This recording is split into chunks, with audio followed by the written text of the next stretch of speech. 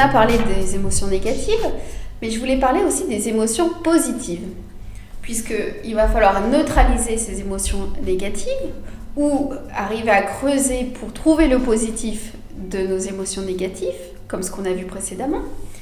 Mais le plus important, ça va être d'arriver à ressentir des émotions positives qui vont nous pousser en avant, qui vont vous aider à avancer dans cette prépa.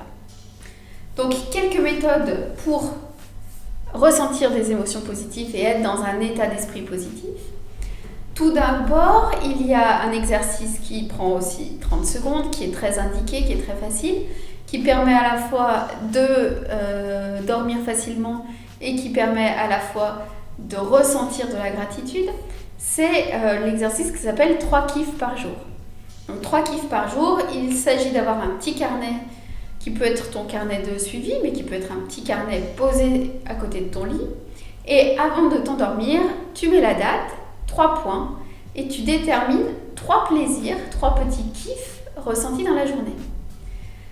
C'est surtout très utile dans les journées où on a l'impression que c'était la bérésina, que c'était la cata, qu'il n'y avait rien de positif, puisque ça va pousser à aller chercher le petit détail, ce qu'on a mangé, le rayon de soleil, la voisine qu'on a croisée et qui nous a parlé. Bref, tous ces petits détails qui font du positif, mais qui sont plus petits mentalement que les gros événements tragiques qui vont nous obséder. Donc le fait de tous les soirs marquer ces 3 éléments positifs, ces 3 plaisirs de la journée, ça va aussi orienter ta tête sur le positif et te rappeler que tout n'est pas tout noir, qu'il y a des éléments intéressants. Ça permet aussi, si tu veux faire un petit bilan à la fin de ta période, tu peux relire tout ça et voir toute la richesse de ta vie quotidienne, tout le positif dans ta vie quotidienne.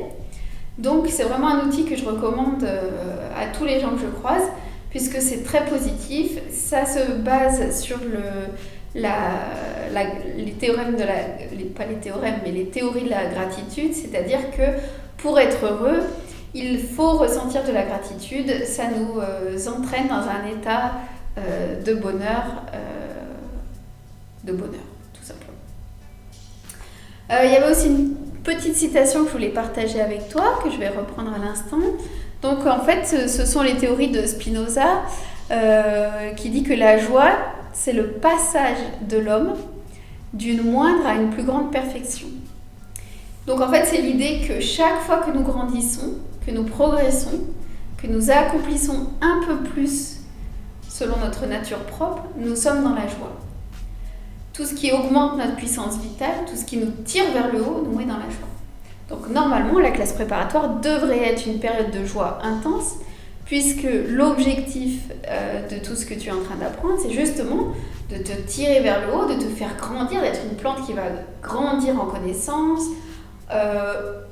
en envergure, d'avoir une vision du monde qui va se consolider et de devenir un adulte avec une culture importante et avec une vision du monde importante pour pouvoir après le mettre en pratique dans ta vie future. Alors maintenant, une petite astuce. Donc on a parlé de notre petite voix qui nous disait des petites choses désagréables constamment. Cette petite voix, c'est un peu complexe d'arriver à la faire taire définitivement. Et surtout, je pense qu'une erreur consisterait à essayer justement de la faire taire et de lutter contre cette petite voix. Puisque cette petite voix, elle est en nous, elle est nous quelque part. Et donc, on ne veut vraiment pas dépenser de l'énergie à lutter contre nous-mêmes. Donc, une astuce, ça serait justement de remercier cette petite voix. Alors, remercier cette petite voix de nous pourrir la vie, ça peut sembler paradoxal, mais en fait, l'idée derrière, c'est que cette petite voix, c'est une petite voix qui est là pour, normalement, nous prémunir du danger, normalement, nous conserver une intégrité physique et morale, et qu'elle serait là pour nous éviter la souffrance et les éléments négatifs. Alors, le problème, c'est qu'elle peut nous les éviter dans un premier temps, et après, ça nous paralyse, donc ça nous empêche d'aller plus loin. Donc, plutôt que d'essayer de lutter contre, une astuce consisterait à la remercier. Merci merci, il faut le répéter plusieurs fois parce que ça aide à l'intégrer. Merci, tu es là pour me stabiliser, pour m'aider, je le sais bien. Mais aujourd'hui, je choisis de ne pas t'écouter. Le fait de dire aujourd'hui, ça diminue l'intensité dramatique. Aujourd'hui, je décide de ne pas t'écouter. Je décide, c'est donc toi qui es le pilote, c'est toi qui décides. Tu n'es pas en train de lutter contre toi-même, mais avec cette phrase, tu baisses le son de cette petite voix pour qu'elle parle sans son, tu sais, comme ça. Et pour que tu puisses être libre d'aller sur un chemin plus épanouissant et plus positif. Tout ça va t'amener à l'idée intéressante qui est que ton objectif, c'est de t'analyser, c'est de t'introspecter, c'est d'arriver à mieux te connaître pour avancer, mais tu n'es pas là pour te juger. Tu observes, tu analyses. Tu n'es pas là pour te juger, c'est bien, c'est mal, je suis nulle. Non. Tu es là pour t'aimer. Plus tu vas t'aimer toi-même, plus ça va te tirer vers le haut et plus ça va te mettre dans la joie. Et pour finir, comment activer ton énergie et activer cette émotion positive. Donc, il y a 3 méthodes généralement données qui sont assez intéressantes. La première, donc la visualisation. Visualiser ses rêves, ses objectifs. Quand tu visualises tes rêves, généralement, tu verras que rapidement, tout ton langage corporel devient plus léger, tu souris, puisque ton rêve évoque quelque chose qui est très personnel, mais évoque les situations de bonheur, évoque ce que tu aimes, évoque l'amour de tes proches. Donc, plus tu vas te repositionner mentalement dans ces situations de rêve, ces situations positives, plus tu vas t'attirer dans cette zone de positivité.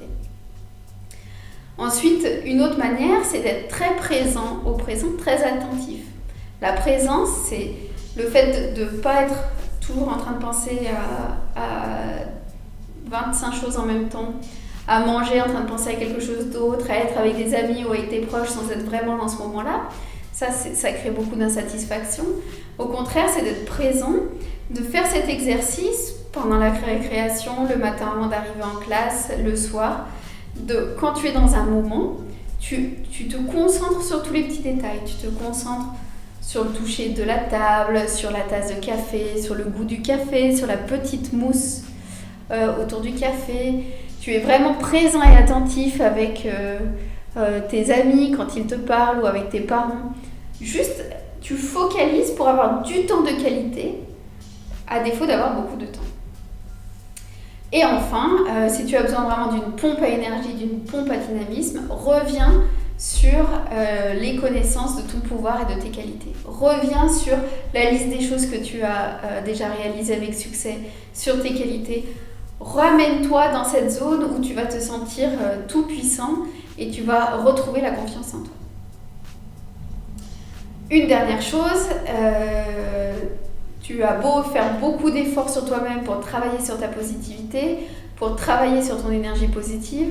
Si tu passes beaucoup de temps à t'entraîner à être positif, mais que tous les gens autour de toi sont négatifs, ont des paroles négatives, broient du noir, sont pessimistes, en fait, l'environnement va te tirer vers le bas et va venir te parasiter là aussi. Et on dit familièrement casser ta joie, mais c'est assez ça, c'est-à-dire vont venir diminuer ton énergie. Donc sans pour autant couper les ponts du jour au lendemain, prendre la distance avec un environnement toxique, que ce soit des amis, des proches, des gens qui sont en prépa aussi et qui souffrent et qui peuvent vouloir être dans une énergie négative. Protège-toi, mets-toi, tu es responsable de ta plante, tu choisis de te mettre dans une serre pour être sûr de bien pousser et de pousser rapidement. Donc tu te mets dans une serre avec du soleil qui va te faire pousser, c'est-à-dire de l'énergie positive qui va te faire pousser. Et si à côté des gens que tu aimes beaucoup ne sont pas dans cette serre, ne sont pas dans cette dynamique, eh bien n'hésite pas à te sauver toi-même, à prendre soin de toi-même et à te mettre dans les meilleures conditions possibles.